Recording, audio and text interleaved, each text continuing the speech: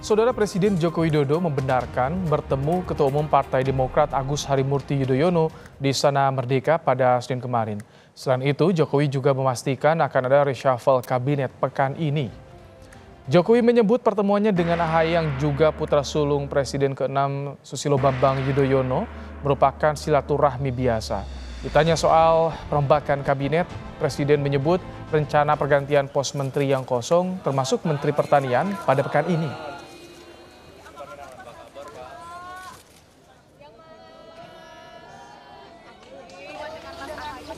Ya biasa ya, pertemuan silaturahmi berbicara hal-hal yang biasa kita bicarakan, ketemu dengan partai.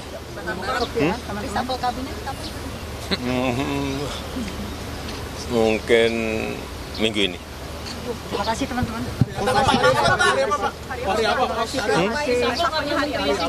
Baru disiap. Pos apa saja Pak yang akan dirombak? Pos menteri apa yang akan dirombak Pak? Pos Menteri Pertanian.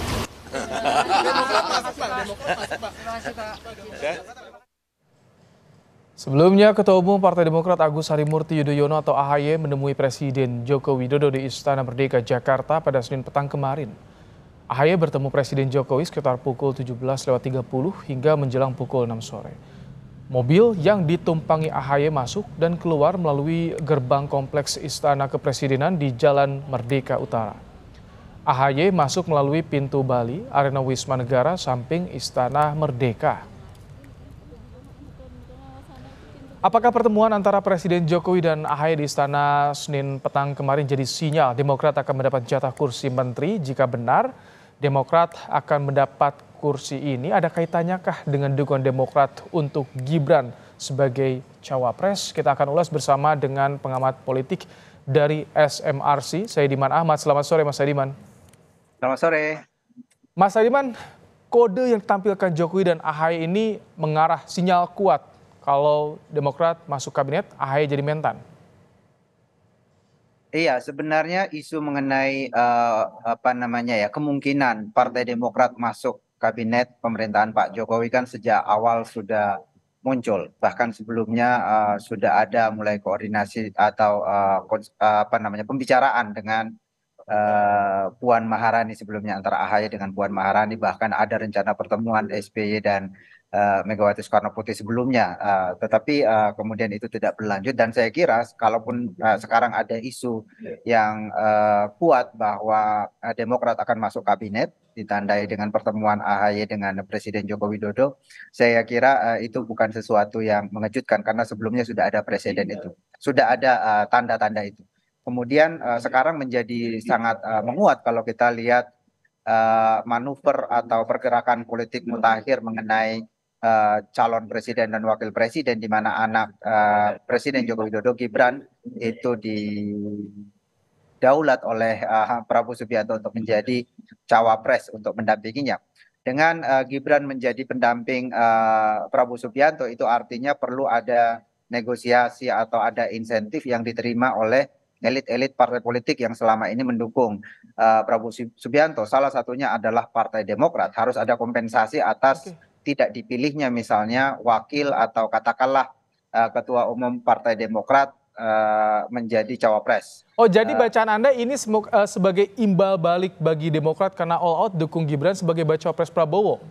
Saya kira bisa dibaca demikian kalau kita lihat dari momentumnya, bahwa sekarang ada pertemuan antara Joko Widodo dengan AHY. Saya kira ini momentumnya adalah momentum pendaftaran capres-cawapres dari kubu Prabowo Subianto. Dan karena wakil dari Partai Demokrat yang juga mendukung partai ini, mendukung Gerindra untuk mengusung Prabowo Subianto, tidak diambil, jadi kita bisa baca salah satu argumen yang kita bisa kemukakan di sana adalah bahwa ini Partai Demokrat adalah satu-satunya partai parlemen yang sekarang mendukung Prabowo Subianto yang belum ada jatah kursinya di kabinet. Sementara Koalisi Indonesia Maju sekarang ini belakangan ini semakin kental terasa bahwa ini adalah koalisi partai-partai yang mendukung pemerintahan Pak Jokowi. Jadi perlu ada hitung-hitungan semacam itu. Ini kalau Demokrat jadi masuk ke kabinet, ada imbas nggak pada peta persaingan Pilpres ke depan, Mas Adiman? Saya kira akan punya imbas, misalnya isu yang kita sering diskusikan belakangan ini, ada ketegangan atau ada jarak antara Presiden Joko Widodo dengan PDI Perjuangan misalnya, mungkin itu akan kembali mengemuka begitu ya, dengan masuknya tokoh partai yang selama ini oposan terhadap pemerintahan ke dalam kabinet. Apalagi misalnya jika Pak Joko Widodo kurang melakukan komunikasi misalnya dengan PDI Perjuangan di dalam menentukan ini, tentu ini akan menguat kembali isu tentang keretakan hubungan antara Joko Widodo dan PDI Perjuangan. Jadi menurut Anda ini PDIP tidak akan rela kalau Demokrat masuk kabinet, karena yang berdarah-darah membela Jokowi selama ini kan PDIP. Saya kira bukan soal rela atau tidak, tetapi apakah keputusan Presiden Joko Widodo memasukkan AHY misalnya ke dalam kabinet itu melalui koordinasi terlebih dahulu dengan PDI Perjuangan atau tidak.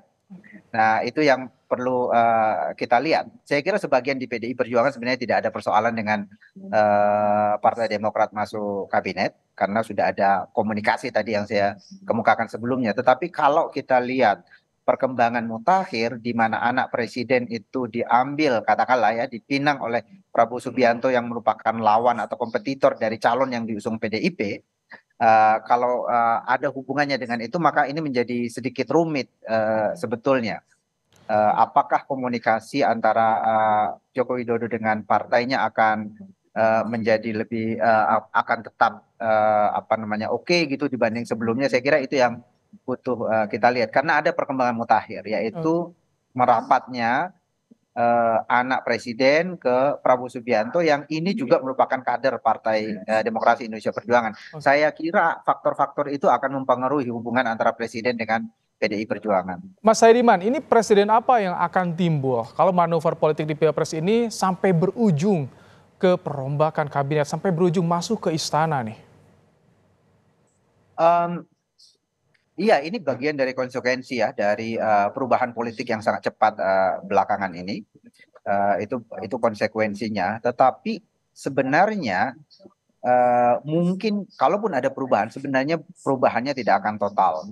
Ada perubahan total begitu ya, karena kan sekarang yang lowong setidaknya ada satu kursi sebetulnya ya, untuk kabinet, yaitu Kementerian Pertanian yang menterinya baru saja kena kasus korupsi. Saya kira itu saja ya. Tetapi secara umum sebetulnya kalau kita lihat secara lebih luas, kalau kita hubungkan antara pergerakan antara manuver politik partai-partai politik dalam rangka dalam isu capres-cawapres, sebenarnya ada peluang juga sebenarnya partai-partai yang tidak mendukung calon yang diusung PDI Perjuangan maupun yang dekat dengan Joko Widodo, katakanlah PKB, kursi dari PKB dan juga Partai Nasdem.